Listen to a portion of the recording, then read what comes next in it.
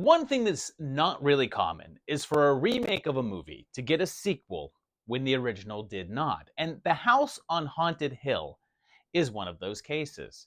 I think it's started to become a bit more forgotten, but this was a hit at the time and was considered one of the better remakes. So I think it's time to check out the timeline of this series. And if we can survive this series, we get $1 million. No, yeah, that's not happening. We have to go all the way back to 1959 here for the original House on Haunted Hill from the legendary master of gimmicks, William Castle. We find out that Frederick Loren, Edward Scissorhands' dad, has rented a noted haunted house for a party. If you can spend the entire night there without freaking out, you'll win 10,000 bucks. His guests are all rather desperate for money, including Watson Pritchard, who owns the house, and the place itself is the Ennis House, located right here in Los Feliz. I used to live right down the hill from this place, and it's been in this movie, Blade Runner, Karate Kid 3, Buffy the Vampire Slayer, The Rocketeer, and about 100 other things. They find themselves locked in, and Loren and his wife Annabelle have an antagonistic relationship. And Pritchard reveals that a woman killed her sister and husband there previously, and their heads were never found. He says that there's 7 ghosts there, 4 men, 3 women, and one of them was a woman thrown into a vat of acid that is, for some reason, just in the wine cellar. Pretty quickly, spooky stuff starts to happen, so they head off to investigate, discovering one of my favorite jump scares of all time. After midnight, they reveal the party favors, little coffins that each contain a loaded gun, and then find a severed head, and shortly after discover that Annabelle has seemingly hung herself, although some suspect murder. As the night goes on, the events start to intensify, but it's then revealed that Annabelle faked her death with the help of her lover, David. Their plan was to manipulate Nora into killing Frederick so that Annabelle could get his money, and it seems to work with her shooting him in the basement. David then takes his body to dump it into the acid as the lights go out. And as Anna goes to investigate, she sees a skeleton rise up from the acid to attack her, although I'm surprised that she doesn't see the strings, and it knocks her into the vat. Turns out that those strings were controlled by Frederick, still alive, and he knew about their plan all along. So there's no date visible anywhere, so we'll just say real time 1959. And here's something silly. In the credits, the skeleton is credited as playing himself. 40 years later, in 1999, it seemed like it was time for a remake, and director William Malone stepped up to do it, even though he hadn't directed a feature film since 1985. The intro takes us to a massive psychiatric hospital where Milton Dammers works, and he's a doc, but his patients all get loose and kill everyone, forcing him to lock it down and causing everyone to burn to death. We're told that happened in 1931 and that Doc Vanicut was a madman. And thanks for that, Peter Graves. And Jean Grey is here, and her husband is Vincent Price, or sorry, he's Casanova Frankenstein. And he's being interviewed by a reporter that just might say, stay. And her cameraman, William the Bloody. Price is the head of a theme park with the most impractical roller coaster of all time. Like, first up, it starts at the top, so guests have to take this elevator that only holds like a handful of people at a time that tricks you into thinking it's gonna fall, which would only trick you the first time and would lose the novelty real quick. Then there's the actual coaster, which has 2 cars going at once, and one falls off in order to make it look like everyone died. And again, that's only good the first time you ride it, and seems like a super expensive thing to do. Like, where does the other car go? Evelyn wants to have a party, but Steven shreds her guest list and creates his own. But then a ghost makes its own. The guests arrive, including Clear Rivers, Sonia Blade, Buddy Kane, and Benny. And the character of Pritchett is here, played by, oh boy, Chris Kattan, I guess. The prize now is $1 million for one night, and they all go in and are greeted by the prices. Whistler is here, watching over things, and There's the added notion that if someone leaves or dies, then their share of the money is divided up amongst the rest. The house locks down and the coffin guns are here again, and they wake something up in the basement. We find out that Jennifer isn't who she said she was, and her name is Sarah. And they encounter some weirdness, and Melissa investigates with one of those sharp handycams that were really only a thing for a very short period of time. And I should know, I worked in a camera store that sold them and witnessed their short rise and fall, and it was definitely late 90s. She's seemingly killed, as is Schechter, and then finally Evelyn is electrocuted.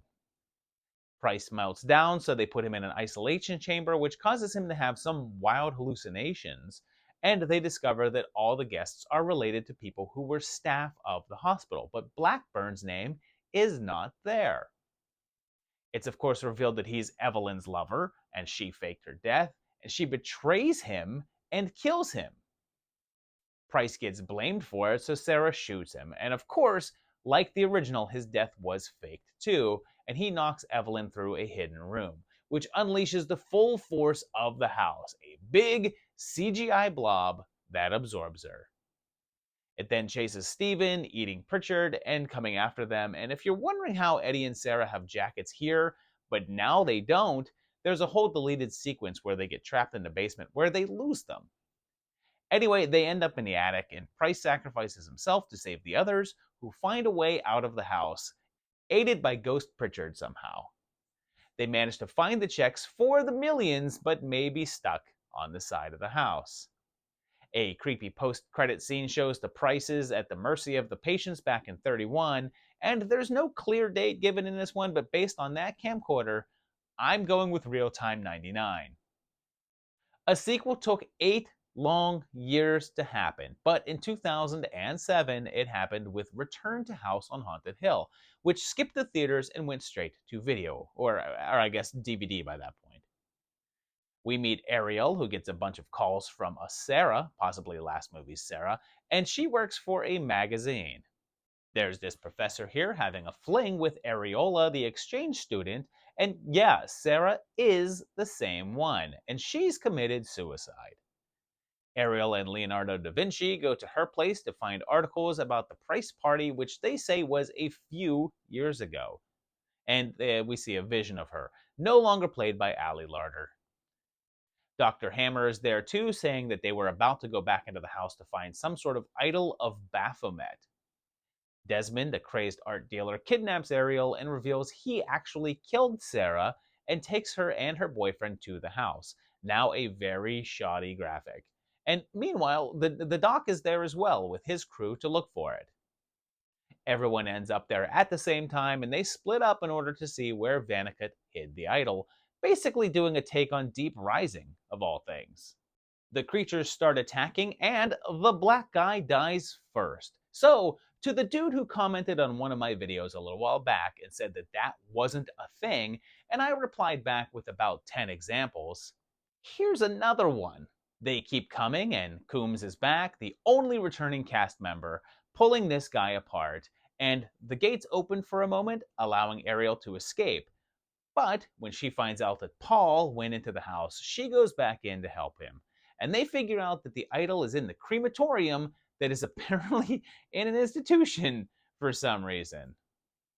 Hammer theorizes that since by all reports Vannicut was a humanitarian and then just suddenly started killing patients, that the Baphomet idol influenced him and turned him evil.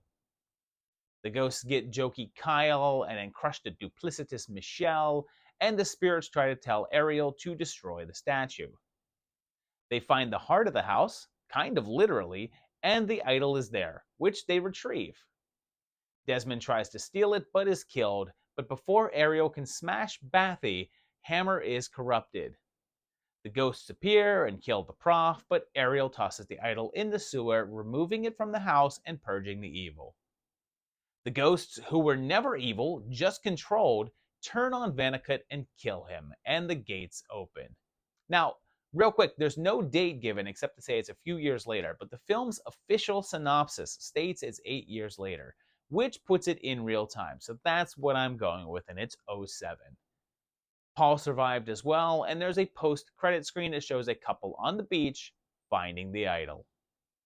So here's the thing, because you may be watching this and saying, that's not the version of the film that I know, because there's like 90 different versions. When this one was released on DVD, it had a whole choose your own adventure gimmick going for it, where there would be certain moments that would come up and you would make a choice, and the film would change because of that. There's a version in which everyone dies. There's a version in which someone shows up to shoot the couple on the beach at the end. There's a ton of options, but the version I described above is the regular release version of the movie, so it's the one considered the most canon. Although, any way you slice how it ends up, it doesn't change the timeline. There were also plans to make another entry called Curse of the House on Haunted Hill, but it never really went anywhere past the spitball stage. Although the idea was that the evil and the idol were now out of the house and possibly set in a more modern hospital. So there you have it, three movies with, obviously one movie and then two movies that actually have a decent continuity that work together. You don't really need the first movie that much for the second one. It's not like there's a lot of things that hinge upon knowing about it. It can kind of be watched on its own. I guess it helps to have seen the first one, and it does give some more insight as to what is going on at the house. But yeah, I really enjoy the original. I think that it's a great old time haunted house movie. It's classic. The Vincent Price manipulation is a lot of fun. It's a great flick. Remake, also a very good and enjoyable flick. It's very 90s. It has a very 90s feel to it. But it's a very cool movie. I just kind of hate the ending with the whole giant CGI blob. I kind of wish it was more about like the couple and their kind of back and forth. That would have been a better ending, I think. Just me. Return to House on Haunted Hill. It's fine. It's a very typical straight to DVD horror flick. Let me know if you enjoy these as much as I do. Tell me down below in the comments which of these is your favorite. If you thought that the remake improved on the first, if you think that it's nowhere near as good as the first one, tell me that down below in the comments. I want to hear it. If you enjoyed the video, hit like. If you enjoy the channel, hit subscribe. And also, if you think about it, go to patreon.com/movie timelines, where you can help support this channel like these guys do over here. And these are all awesome people. They're all very, very awesome. You can be one of them. And if not, just keep on watching these videos because that supports me as well. And I will see you very shortly for another great one. Thanks a lot, and bye-bye.